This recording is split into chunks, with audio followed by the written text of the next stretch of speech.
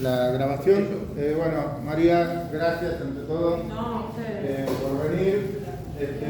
La idea es, digamos, compartir, digamos, cuál es la trayectoria que vos venís haciendo como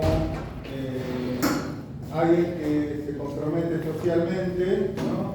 Donde nos conocemos, tiene que ver con todas las luchas del colectivo, ¿no? Pero digo, también te has desenvuelto, ¿no? En muchas áreas sociales. Por eso nos parecía importante ver la posibilidad de, bueno, si te parece, para arrancar, pues bien,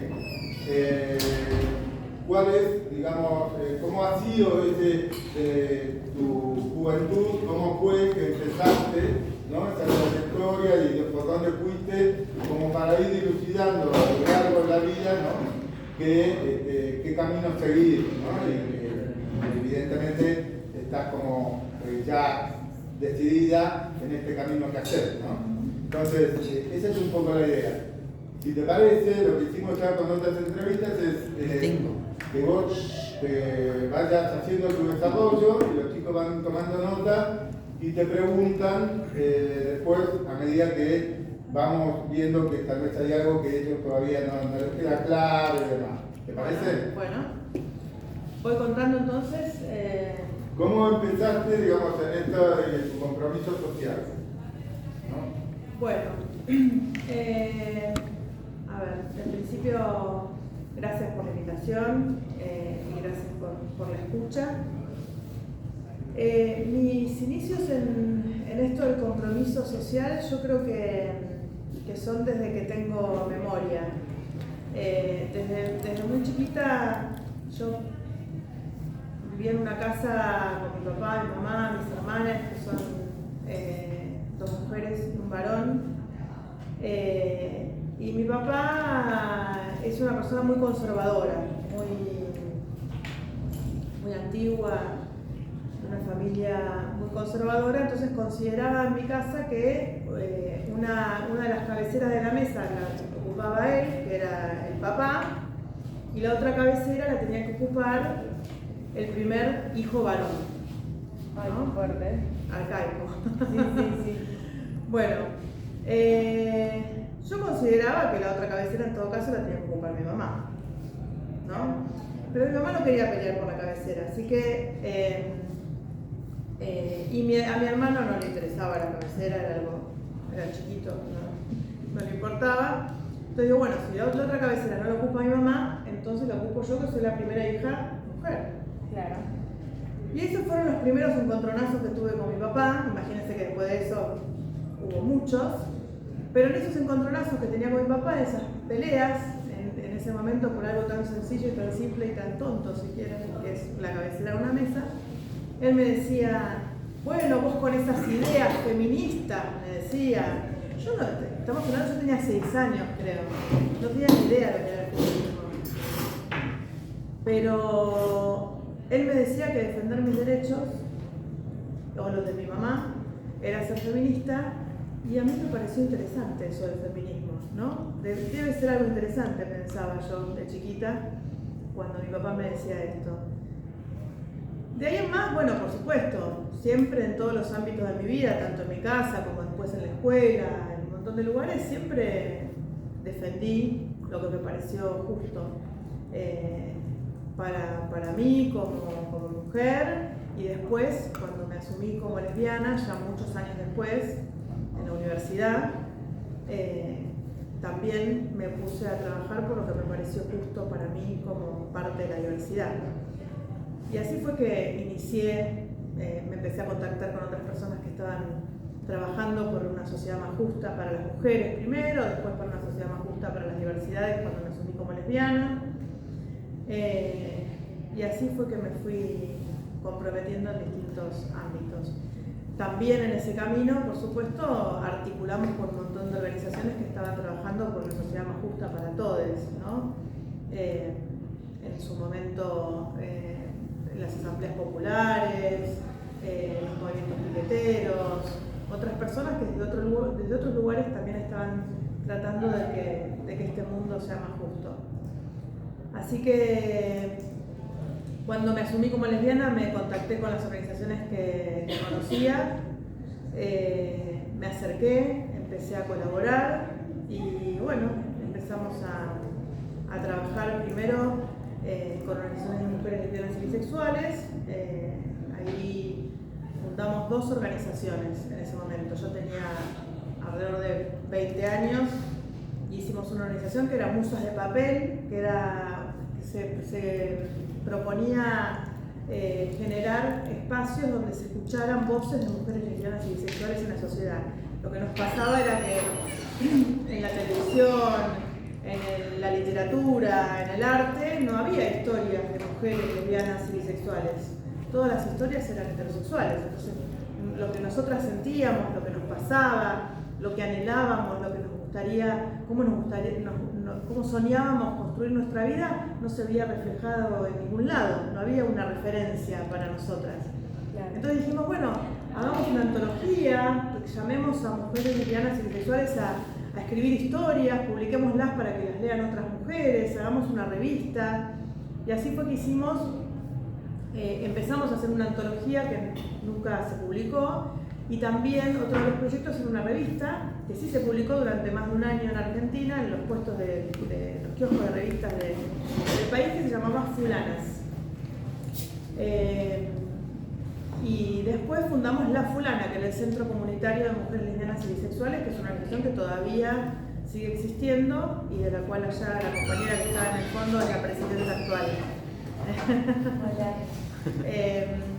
¿Por qué elegimos la palabra fulana? Porque nos llegó un boletín de un encuentro de mujeres en América Latina que se llamaba, el boletín era Fulana, y decía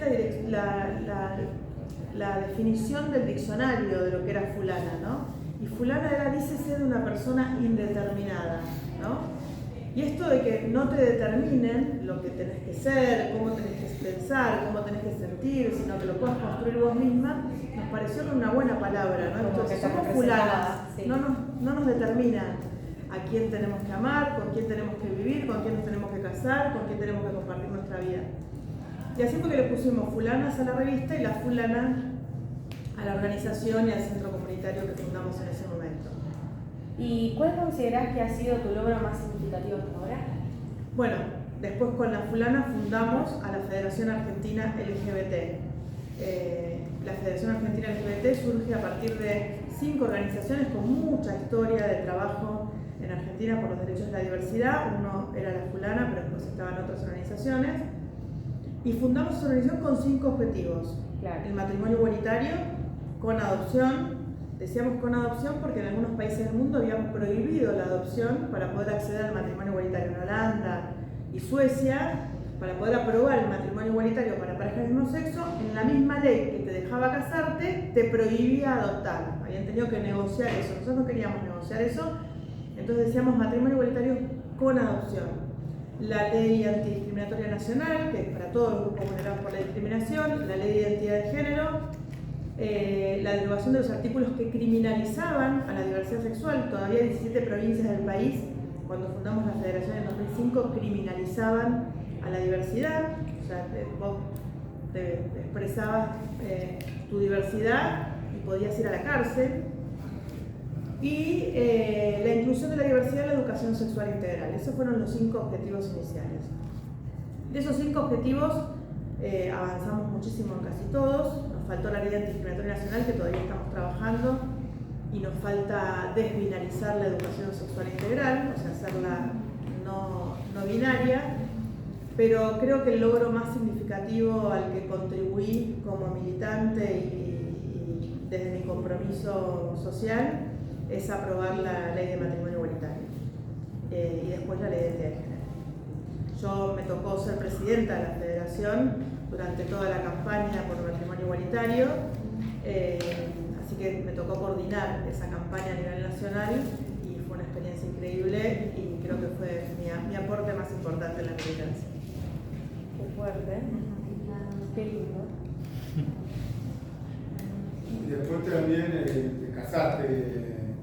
Sí. ¿No? A partir de la sanción de la ley. Sí, primero me uní por civil en la Ciudad de Buenos Aires, se aprobó en el 2002 una ley de unión civil antes del matrimonio igualitario, fue la primera unión civil en América Latina. En ese momento celebramos mucho esa ley, pero ¿saben qué dice la ley? Dice que en el ámbito de la Ciudad de Buenos Aires las parejas del mismo sexo tienen que ser tratadas de manera similar a los cónyuges. Similar. Hoy nos parece un poco humillante, ¿no? Dice, bueno, los vamos a tratar de manera similar, decía la ley. Eso decía la ley en la Ciudad de Buenos Aires. Y la festejamos, porque era un montón. Sí. Nosotros no podíamos acompañar a nuestra pareja a una terapia intensiva porque no éramos familiares, no podíamos faltar para acompañar a nuestra pareja si estaba enferma en nuestra casa porque no había licencia por enfermedad de un familiar, porque no éramos considerados familiares. Entonces, las organizaciones presentamos un proyecto en el ámbito de la ciudad que no podía legislar en materia de derechos familiares a nivel nacional, pero algunas cositas podía reconocer en el ámbito de la Ciudad de Buenos Aires. Se presentó ese proyecto hablando de familia, hablando de igualdad, pero para ser aprobado nos pusieron la condición de que tenía que ser similar, no igual. Aún así, implicaba algunos avances, aún así era la primera unión civil en América Latina, así que aún así lo festejamos un montón. Celebramos la aprobación de esa ley, se aprobó con pocos votos de diferencia, pero se aprobó, en realidad sin quórum propio, pero se aprobó. Celebramos esa ley, después se aprobó la misma ley en Río Negro y después se aprobó la misma en algunas ciudades de Córdoba. Y después dijimos, bueno, ¿cómo seguimos? ¿No? Hacemos una unión civil nacional, vamos por el matrimonio igualitario. Y fuimos por el matrimonio igualitario porque la unión civil era una especie de ley de apartheid. No sé si ustedes saben las leyes de apartheid en el mundo.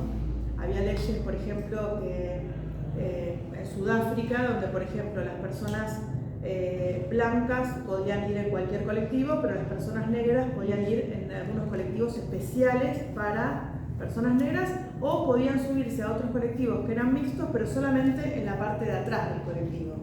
Hay universidades para descendientes, sí. En otros países también, en otros países sucedió lo mismo con africanos o descendientes de africanos. Había leyes especiales para personas negras. Y nosotros consideramos que la unión civil era un poco eso, una ley especial para nosotros que no nos reconocía el derecho a la igualdad. Y aunque la unión civil se ampliara en derechos, nunca iba a llegar a reconocerlos la igualdad ante la ley, ¿no? Para nosotros y para nuestras familias, poder acceder a los mismos derechos, decíamos en la campaña, con los mismos nombres. Eso nos iba a permitir acceder a un mensaje de igualdad del Estado que nos iba a permitir trabajar en contra de la discriminación y la violencia en la vida cotidiana.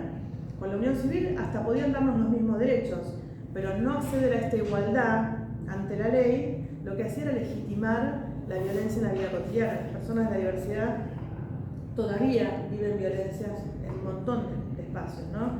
En la vía pública, a veces por parte de las fuerzas de seguridad, a veces en los ámbitos de la salud, a veces en los ámbitos de educación. Sigue habiendo discriminación, sigue habiendo violencia hacia las distintas diversidades sexuales.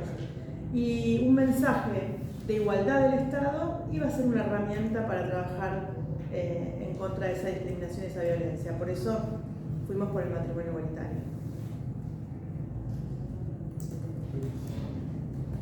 ¿Alguna otra pregunta? Sí, a ver. Bueno, lo voy a leer, porque Sí. parece que soy muy... Argentina es a menudo vista como un líder de lucha en los derechos de LGBTQ+, en América Latina. ¿Qué consejo le darías a otros países de la región que aún están luchando por la igualdad y la aceptación?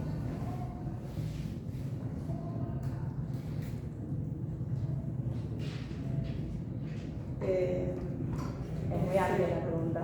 Es muy amplia y muy profunda también.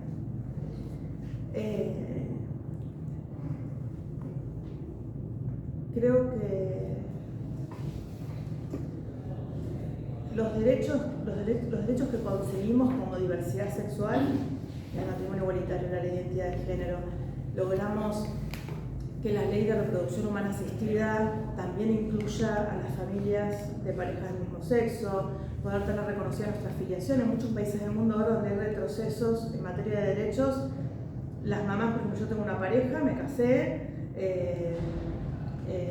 tengo un hijo de 3 años que se llama Camilo, y bueno, en algunos países del mundo donde hay retrocesos respecto a nuestros derechos, a las mamás les sacan la filiación de sus hijos, por ejemplo, ¿no? Por no tener reconocido esos derechos. El derecho a la no discriminación en los medios de comunicación audiovisual, por ejemplo, que están dentro de la ley de medios, la agravación de las penas en los casos de femicidios y los casos de crímenes de odio, porque la ley de femicidio incluye los crímenes de odio también hacia la diversidad.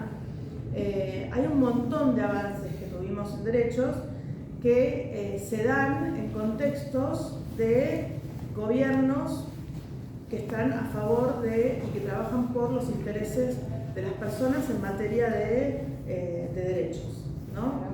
Entonces, mi consejo es que tengan cuidado con los contextos que se generan en los países, porque esos contextos tienen que ser favorables para el avance en derechos, no en retrocesos.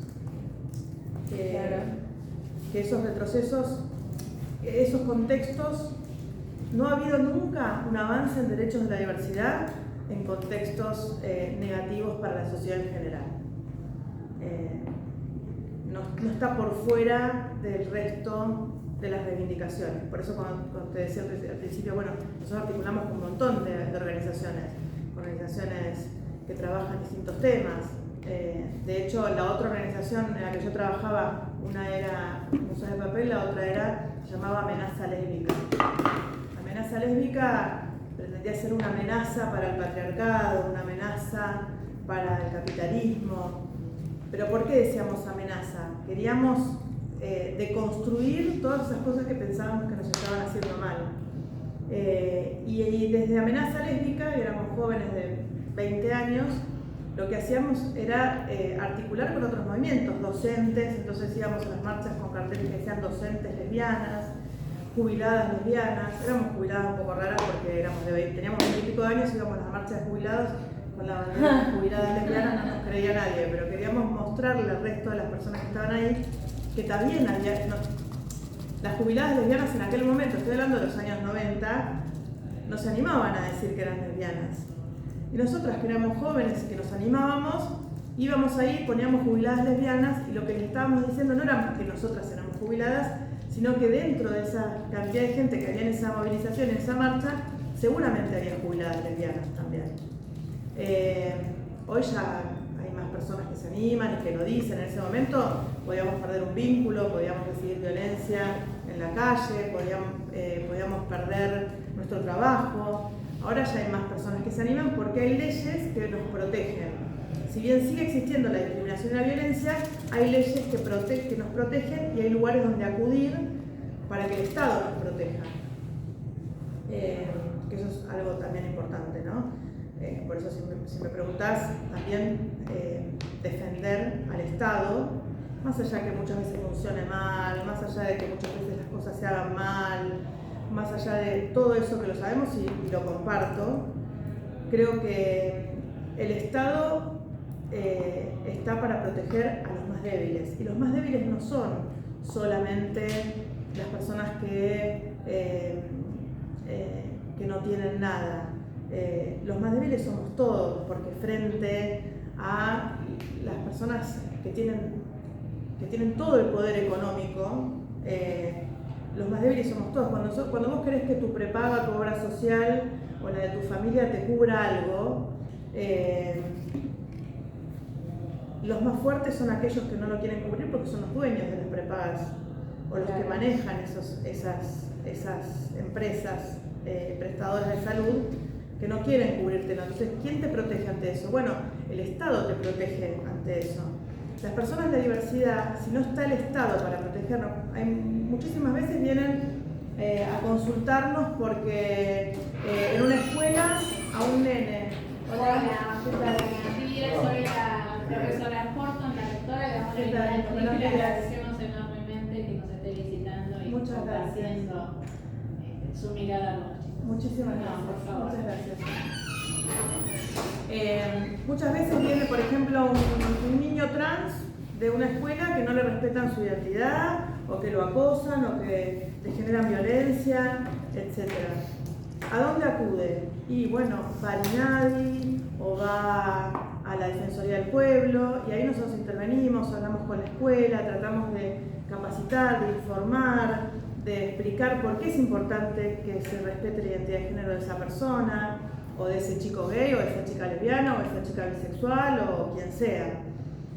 Si no tenemos eso, estamos solas ante la realidad que nos toca vivir.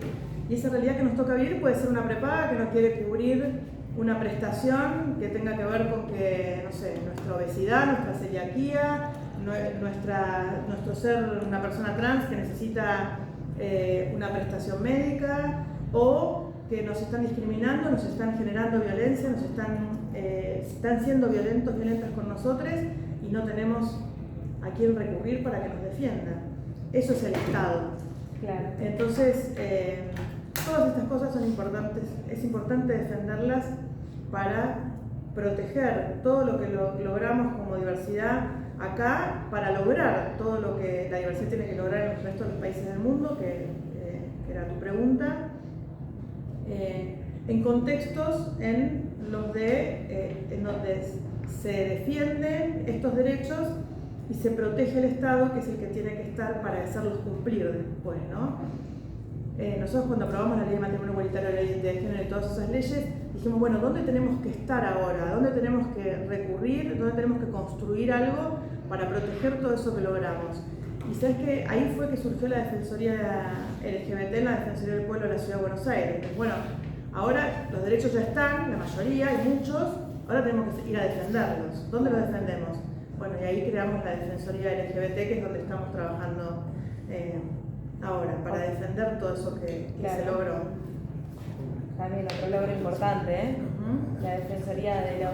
La Defensoría LGBT, de los derechos de lesbianas, gays, bisexuales y trans. La Defensoría del Pueblo es una defensoría muy grande, que tiene muchas áreas, salud, educación, trabajo, de todo. Entre esas áreas también tiene la Defensoría LGBT, que lo que hace es defender ante situaciones de, no sé, hay casos donde viene un joven porque los vecinos le pegaron a él y a su pareja por ser gays, o una familia porque a su nene lo están discriminando en la escuela por ser trans, o una persona trans que necesita una prestación de salud que no se la están queriendo reconocer. Todo eso viene a la Defensoría LGBT y nosotros con el equipo de abogados, abogadas, le damos respuesta a todas estas situaciones. Yo tengo una pregunta. Sí. Justo que estabas mencionando sobre que una pareja gay le pegaron. Tengo una pregunta. ¿Qué opinas sobre las parejas LGBT que tienen miedo de expresarse en público por miedo a ser discriminados o pegados en la calle? ¿Eso se podría cambiar en algún momento? Sí, estamos trabajando en eso. Nosotros hemos logrado muchas leyes muy importantes, pero todavía las leyes no cambian la cultura de un día para el otro, pero ayudan. El mensaje del Estado de igualdad es importantísimo, pero es nada más que una herramienta. Es una herramienta para trabajar para la transformación cultural que necesitamos para que eso no suceda más. Todavía sucede. Aún en países como Argentina, que es un país de vanguardia en materia de derechos de la diversidad, todavía hay situaciones de discriminación y situaciones de violencia hasta física, incluso en la ciudad de Buenos Aires, hacia la diversidad. Todavía sucede. Tenemos que seguir trabajando para que no suceda más, ¿no? Para que no haya violencia hacia nadie. Pero una de esas violencias que existen es hacia la diversidad por solo hecho de ser parte de la diversidad. A parejas gays o parejas lesbianas o bisexuales o a personas trans, a las que se las violenta físicamente nada más que porque son personas trans, por ejemplo.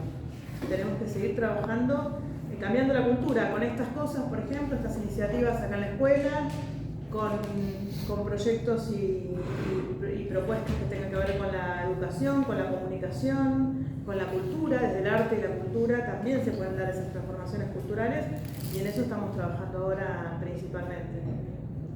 Pero más que viene como que personas de nuestra edad o un poquito más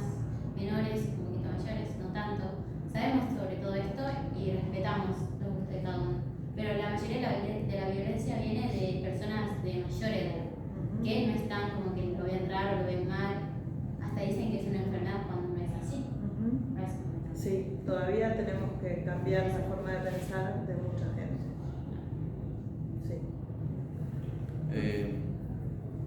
¿Te tocó ver algún caso de discriminación que te haya marcado? ¿Alguno concreto que hayas dicho? El primero que se te venga a ¿Qué la hayas cabeza. Bueno, un montón. La situación de las personas trans es tremenda. Te puedo mencionar un montón de nombres de personas que la pasan mal todo el tiempo, ¿no?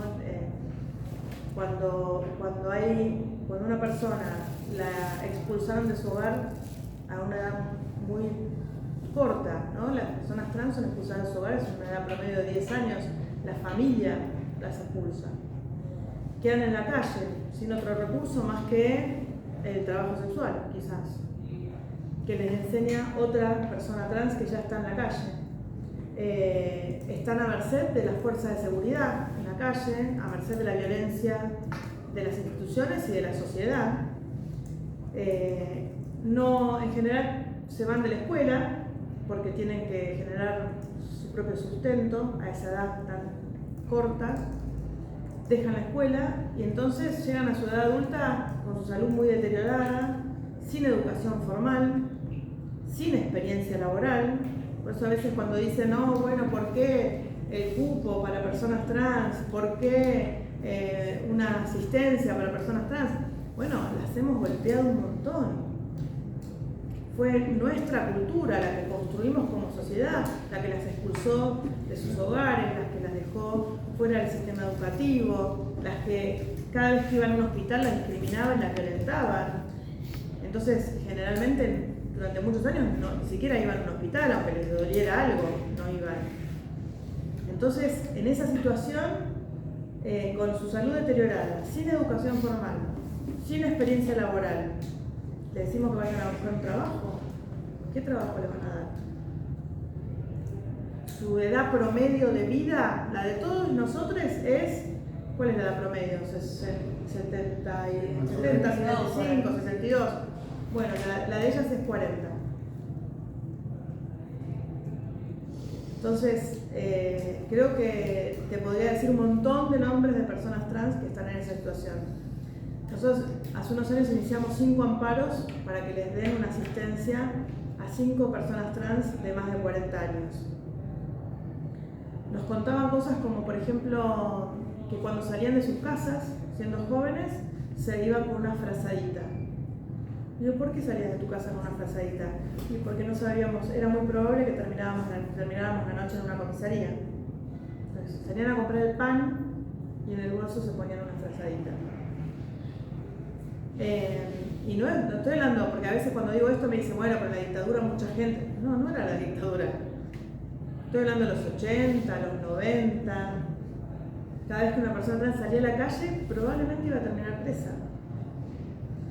Entonces, le iniciamos ese amparo a estas 5 personas que nos contaban estas situaciones tan graves que habían vivido en su vida, para que el Estado les diera alguna asistencia que les permitiera sobrevivir al día a día.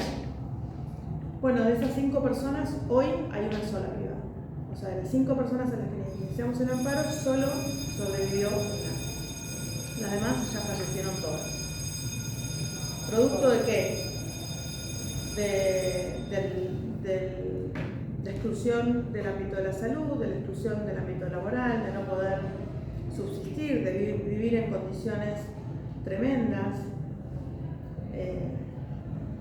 Entonces, por eso son estas medidas que parecen extremas, algunas personas las pueden considerar exageradas, pero después de tantos años de violencia son las únicas que pueden generar que lleguemos a algún grado de igualdad con algunos sectores que han sido tan excluidos, violentados e marginados durante toda su vida, ¿no? ¿Alguna otra pregunta?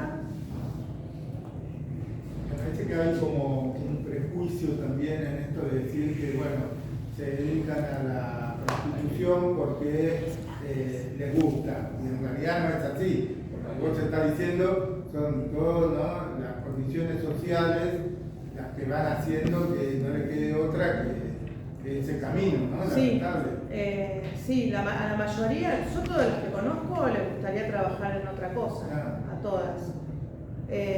Pero bueno, quedan a los 10, 12, 14 años en la calle. Tienen que comer, tienen que vivir en algún lugar, tienen que sobrevivir de alguna manera. ¿Qué hacen? Y bueno, hay otra trans que le pasó lo mismo, que le enseña y es a lo que les permite sobrevivir. Algunos dicen, bueno, pero ¿por qué no limpian casas? Y porque la mayoría de la gente no les permitió esa salida laboral. O sea, imagínense nosotros cuando empezamos la campaña por la ley de identidad de género, conocimos una abogada trans. Ella hizo su carrera como varón y después se asumió como trans y hizo su transición. Se recibió como varón y después transicionó. Porque la mayoría no puede hacer la universidad y todo eso. Pero ella transicionó después, entonces logró recibirse como abogada. Pero una vez que transicionó siendo abogada, nosotros la convocamos, era abogada trans, y dijimos ayudarnos a hacer la ley de identidad de género. Entonces le mandamos el proyecto que yo había escrito, que yo había propuesto, y le dije, mira, léelo, a ver qué te parece, hagamos modificaciones y presentémoslo. Y lo lee y me dice, está buenísimo, dice, pero yo les ayudo, pero les estoy ayudando a quedarme sin trabajo. ¿Yo cómo quedarme sin trabajo? Y porque a mí las únicas que me contratan son las personas trans para hacer el cambio de DNI en la justicia. Y ustedes con esta ley están haciendo que las personas puedan ir al registro civil y hacerlo sin juicio. Y yo lo único que puedo hacer para sobrevivir son estos juicios, desde las personas trans para cambiar su identidad de género. Y le dijimos, bueno, no te preocupes, vamos a conseguir otra cosa, ayudarnos que después te ayudamos a conseguir otra cosa para trabajar. Y bueno, y se terminó aprobando la ley, pero esta abogada trans era abogada, fue a la universidad, se recibió, tenía todos los conocimientos y las únicas personas que la contrataban eran personas trans para cambiar su documento. El resto de las personas no la contrataban por ser trans. Mira, qué fuerte. Entonces, pensando en lo que dijiste anteriormente, ¿cómo imaginas un mundo ideal en términos de igualdad y respeto para la comunidad LGBTQ+? ¿O qué pasos crees que debemos tomar para llegar ahí? Me imagino, en realidad, como decía antes, un mundo, una sociedad ideal donde se respeten los derechos de diversidad, es una sociedad donde se respeten los derechos de todas las personas. Me imagino una sociedad más empática, que se pueda poner en el lugar del otro, la otra, de otro, una sociedad sin violencia, entendiendo y celebrando las diferencias, y con un Estado fuerte para que cuando eso no suceda tengamos a quién recurrir.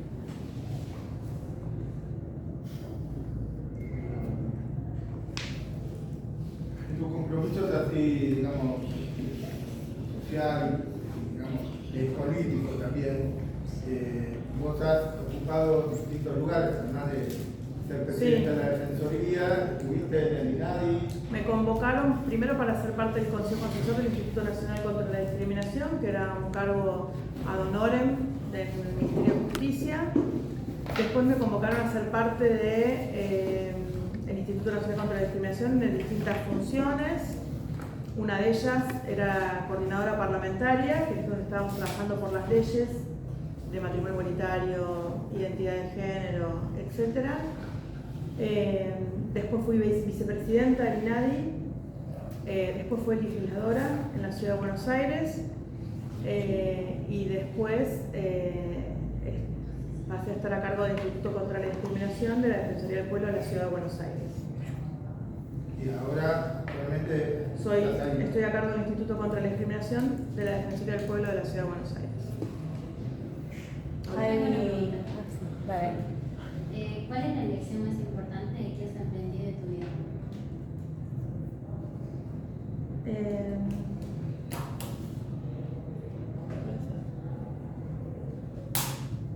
hay muchas. Una es a poder articular entre quienes pensamos diferente con un objetivo en común. Otra, hay una frase que decimos mucho en la federación, cuando nosotros empezamos a hablar de matrimonio igualitario, de la ley de identidad de género, etc., la gente nos decía, pero esto no es Holanda, solamente en Holanda y Suecia estaba la ley de matrimonio igualitario.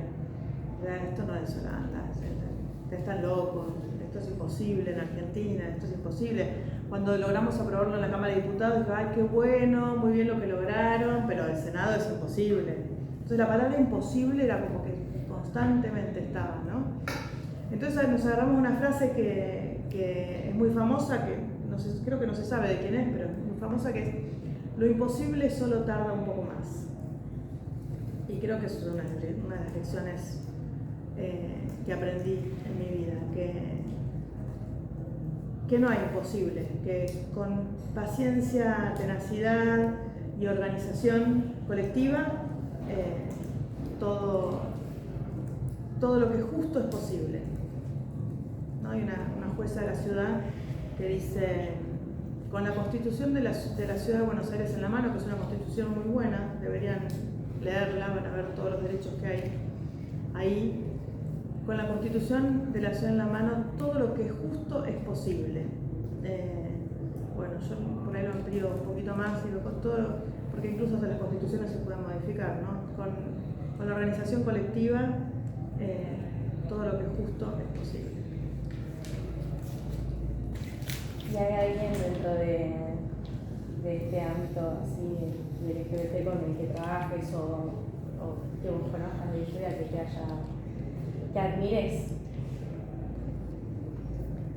Hay luchadores, muchos que estuvieron antes que yo, y de los que aprendí muchísimo. Carlos Jauregui es un luchador histórico por los derechos de la diversidad. Ilse Fujova es una gran luchadora.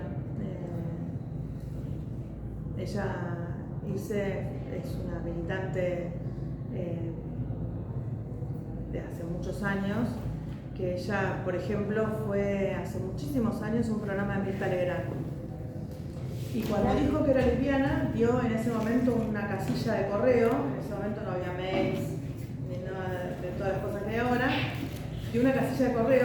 Los correos, para que sepan lo que es una casilla de correo, vos ibas al correo, tienes una llavecita con una cajita que era tuya.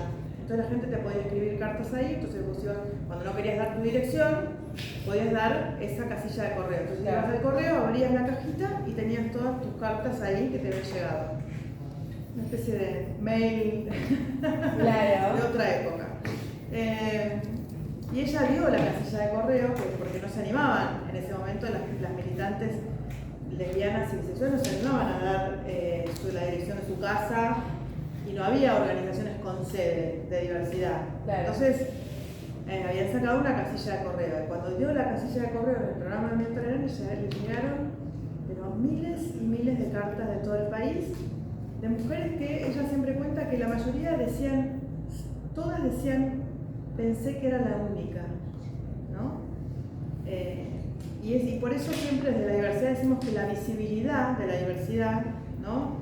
Que la gente sepa que somos parte de la diversidad, con la marcha del orgullo, con una cosita de la bandera del arco iris.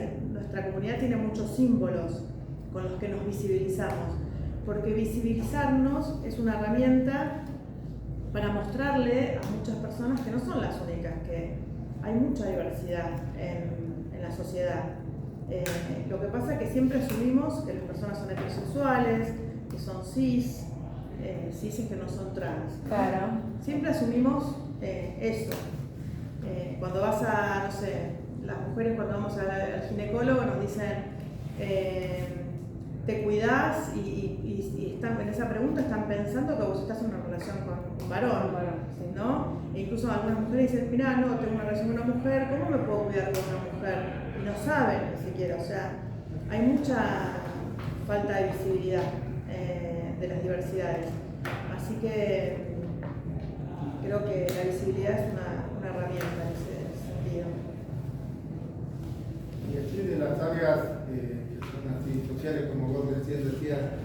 salud, la educación, ¿no? La cuestión legal y demás, ¿dónde tal vez todavía te parece que te preocupa, que todavía cuesta mucho lograr que empaticen con las necesidades del colectivo? ¿Me explico, no? Sí. Es una pregunta muy difícil en este contexto porque te diría que hemos avanzado un montón a nivel legislativo, que eso ha ayudado un montón para cambiar la cultura y que ha cambiado mucho. Las escuelas han cambiado mucho, los ámbitos de salud han cambiado mucho. Avanzamos un montón, por supuesto falta, por supuesto todavía hay discriminación, por supuesto todavía nos llaman por muchas situaciones de discriminación. Pero la verdad es que estamos en un momento en donde tenemos mucho miedo por retrocesos en ese sentido, ¿no? Para nosotros, y esto es una opinión personal, pero que comparte toda mi organización, lo que pasó en las elecciones es de temer, nos da mucho miedo. Yo tengo una pregunta. ¿Qué les dirías a los padres que tienen miedo de que sus hijos sean rechazados y objeto de burlas por ser parte del colectivo? Le diría que, primero, que muchas personas son víctimas de discriminación y de bullying por distintos temas. Hay un montón de temas por los cuales hay discriminación en la sociedad y hacia los jóvenes, niñas, adolescentes. Y yo les diría que si pueden, trabajen para que no haya discriminación hacia nadie, porque en realidad la raíz siempre es la misma de la discriminación y la violencia hacia las diversidades en general. Así que les diría eso, que tenemos que trabajar para construir escuelas sin discriminación y sin violencia, sociedades sin discriminación y sin violencia hacia ninguna persona, porque si no lo trabajamos en conjunto,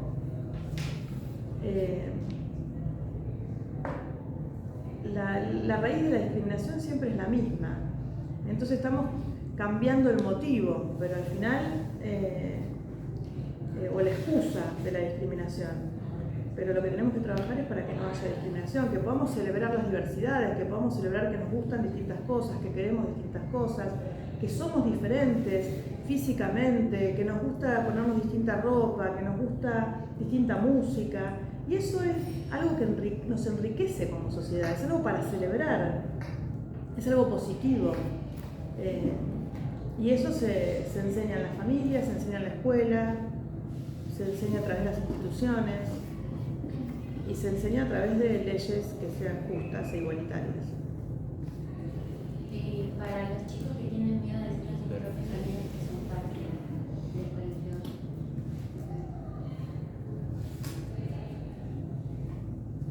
Les diría que acudan a alguien que consideren que es un lugar seguro.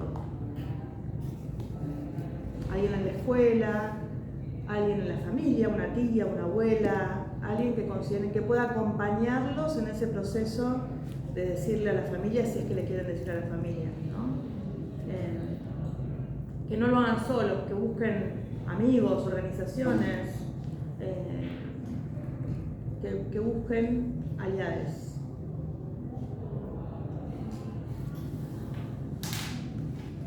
Eso me hace recordar a una frase que se suele en estos tiempos decir, ¿no? Que es nadie se salva solo, ¿no? Digamos, la importancia de lo colectivo, ¿no? Por eso nosotros también hablamos de compromiso social, porque también estas luchas que, por ejemplo, vos estuviste encarando desde joven, es algo que no se hace solo, ¿no? Tiene que hacerse pensar, digo, me imagino Totalmente. la cantidad de reuniones y ideas que tuvieron que ir para sortear los distintos obstáculos que fueron teniendo en distintas épocas políticas, económicas, sociales. Digo, me parece que Aprendimos de otras experiencias en la historia, cuando se discutió en Argentina el matrimonio civil, porque el matrimonio era solamente para personas religiosas. hace más de 100 años. Solamente si eras católico te podías casar. Y bueno, después una pareja hizo un juicio, se organizó con otras personas y lograron que el matrimonio pasara a ser civil y que cualquier persona se pudiera casar con cualquier persona que eligiera. Así muchas cosas, las mujeres no teníamos derecho al voto. Y aunque no lo crean, en los debates en contra de que las mujeres votáramos, en los debates, las mujeres hace muy pocos años no teníamos derecho al voto, no teníamos derecho a tener propiedades, no teníamos derecho a tener la patria potestad de nuestros hijos. ¿Por qué se llama patria potestad? Porque era solo de los varones. Y los debates por estos derechos, aunque no lo crean, tenían los mismos argumentos. Es lo natural. Lo natural es que las mujeres no pueden decidir cosas importantes de la vida. No pueden decidir por sus hijos porque no tienen lo natural es que se ocupen de cosas menores porque son muy emocionales. No sé, lo mismo nos decían, lo natural es que se case un hombre con una mujer. Es lo natural. Cuando no hay argumento, se busca la naturaleza. Claro, ¿qué vas a ver? ¿Qué argumento hay? ¿Lo natural? ¿Quién discute? ¿Qué es lo natural? ¿Qué no es lo natural? Como que no hay ahí. No es natural, lo naturalizamos, que claro, es otra cosa totalmente distinta. ¿Cuándo se naturaliza algo? Cuando no hay argumento racional para discutirlo. Yo no te puedo explicar la esclavitud. Se naturalizaba, se decía que lo natural era que determinadas personas habían nacido para servir a otras. Es lo natural. Se naturaliza cuando no hay argumento para explicarlo, ¿no? Entonces se utiliza la naturaleza como el argumento todopoderoso para explicar cosas que son inexplicables. Bueno, y siempre son los mismos argumentos que se usaron en contra del matrimonio igualitario son los que se usaron en contra del voto de la mujer, en contra del matrimonio civil, en contra del divorcio. Nos podemos casar, pero no nos podemos divorciar nunca más en la vida de la persona con la que nos habíamos casado.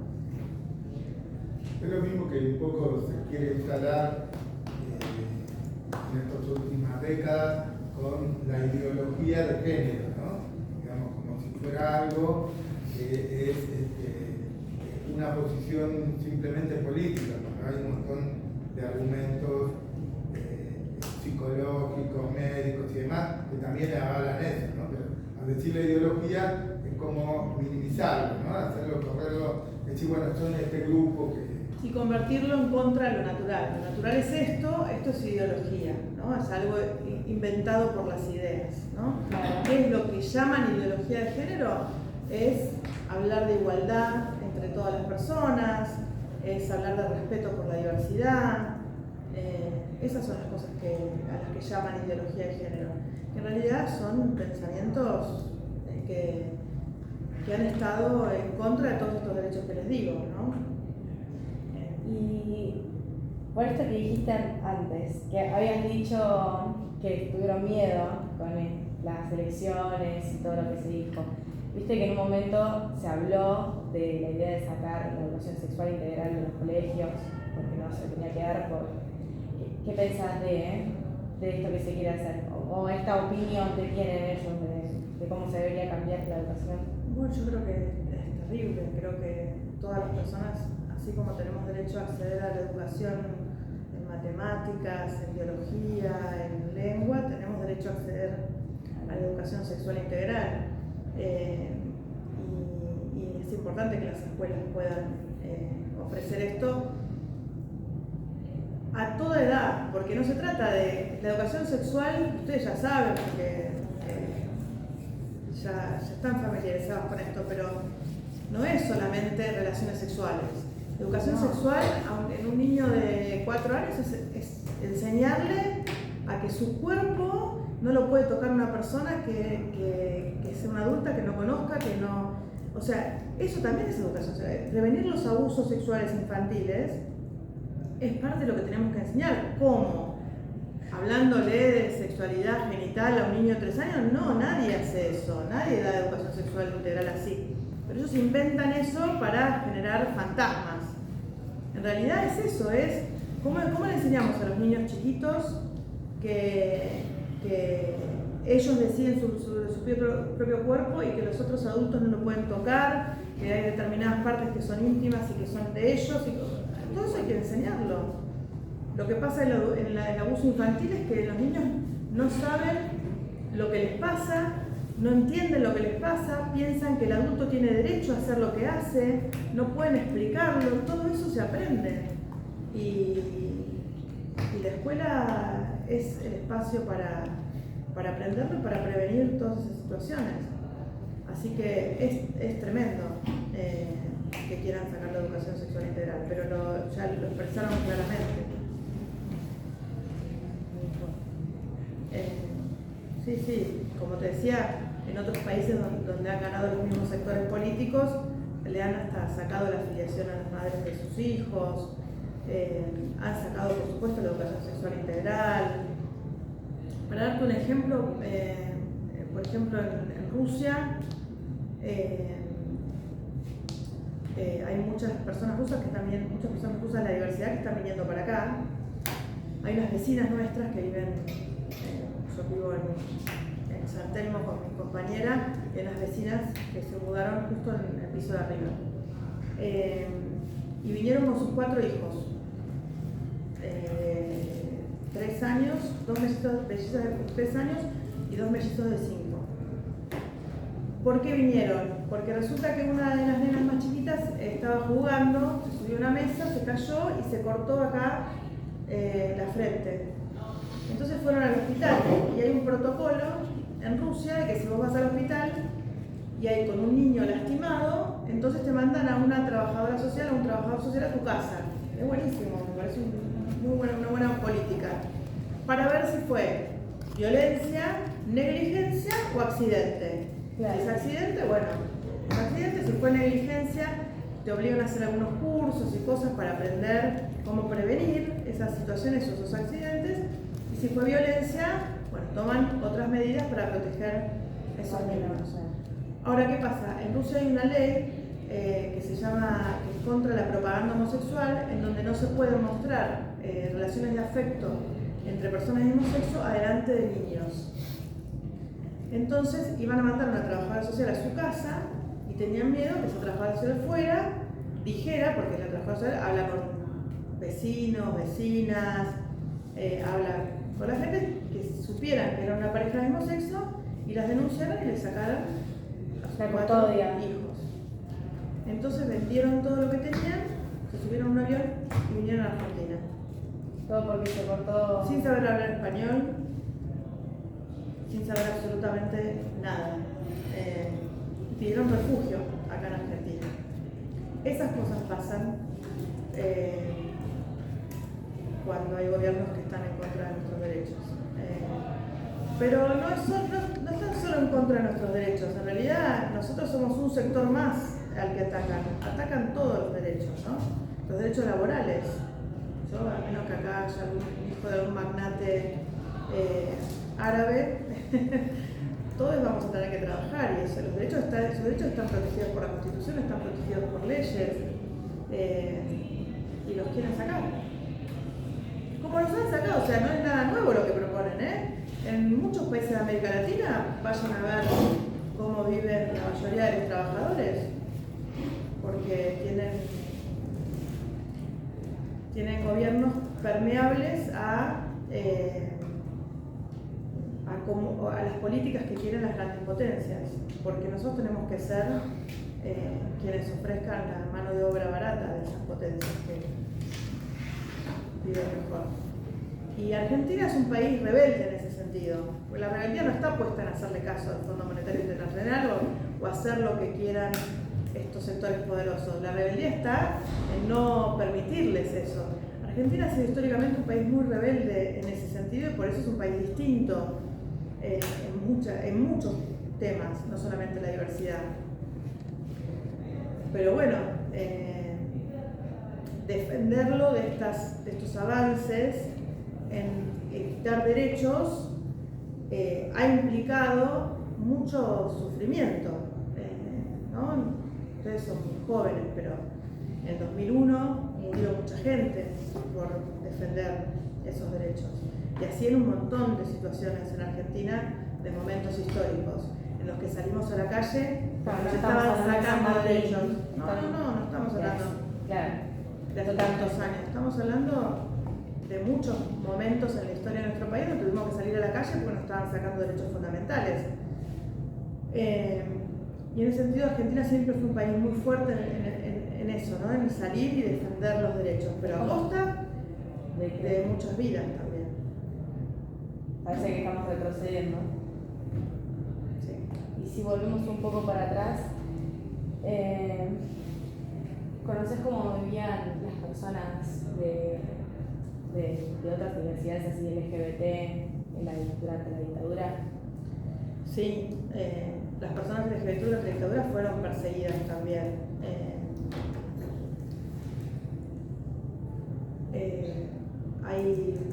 Hubo hace poco una audiencia en uno de los juicios de lesa humanidad donde testimoniaron varias personas trans, ¿no? Que eran ingresadas, pero ni siquiera eran ingresadas a las comisarías o a distintos centros clandestinos y las obligaban a limpiar y a proveer de servicios sexuales a los militares que estaban ahí, ¿no? Sí, no. Durante la dictadura y unos años después, nuestros espacios de encuentro tenían racias policiales todo el tiempo. ¿Qué es una racia policial? Estás en el boliche bailando con tus amigos, qué sé yo, y de repente irrumpe un montón de policía, entran todos contra la pared, prenden las luces, te golpean y capaz que te llevan detenida. ¿Por qué? Porque sí. Eso nos pasó durante la dictadura, durante los 80 y durante los 90. Los lugares de universidades durante la dictadura pasaron a la clandestinidad y terminaron desapareciendo.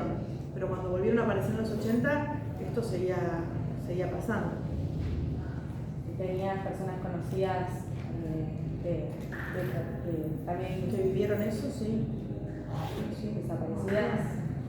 Desaparecidas yo no, pero tengo un montón de compañeros que eran compañeros de esos compañeros que desaparecieron, sí. De hecho, Carlos Jauregui en uno de sus libros dice que una persona de la CONADEP le dijo que había aproximadamente 400 personas mencionadas como parte de la diversidad detenidas desaparecidas en el informe, pero no fueron incluidas en el informe por presiones de la Iglesia. O sea, fueron incluidas como detenidas desaparecidas, pero no se expresó que eran parte de la diversidad y esa era parte de las excusas para su persecución por presiones de la Iglesia. Por eso nosotros los 24 de marzo por ahí sacamos una bandera, un flyer o lo que sea que dice 30.400. No porque pensemos que había 30.400, los 400 estaban dentro de los 30.000, pero para visibilizar esos 400 que fueron invisibilizados es para darle voz a esas 400 personas que estaban calladas. una estrategia comunicacional para darles voz, Claro. para mostrar que estaban esos 400 que fueron invisibilizados. Bien, si les parece, vamos cerrando, ¿sí? Ya, gracias totales por haber venido. Y si quieren, podemos sacar una foto con María, aprovechando que todavía no salen al recreo, así nos queda como un recuerdo de su presencia. ¿Les parece? Toma una foto yo. ¿Me apagaste?